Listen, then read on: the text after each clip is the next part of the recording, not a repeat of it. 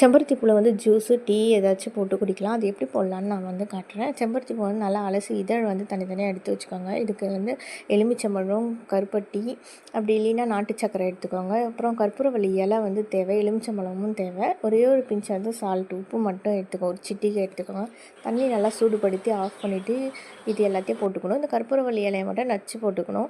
இதெல்லாம் போட்ட பிறகு மூடி வச்சுருங்க. மூடி வச்சுட்டு ஒரு 5 நிமிஷம் கழித்து எடுத்திங்கன்னா எல்லா எசன்ஸும் அதில் வந்து அது சத்துக்கள் எல்லாம் அதில் போயிட்டுருக்கோம் தண்ணியில். அதுக்கப்புறம் நம்ம எலுமிச்சம்பழம் புழிஞ்சு வடிகட்டி குடிக்கலாம். இதை டீயாக சூடாக குடித்தாலும் நல்லாயிருக்கும். இல்லை சில்லுன்னு ஃப்ரிட்ஜில் வச்சு குடிக்கலாம். இதில் வந்து நீங்கள் சியா சீடு, அப்புறம் சப்ஜா சீடு இதெல்லாம் போடணுன்னு நினச்சிங்கன்னா நீங்கள் போட்டுக்கலாம். நான் வந்து இதில் போடலை. அப்படி போட்டு குடித்தாலும் நல்லாயிருக்கும் சில்லுன்னு.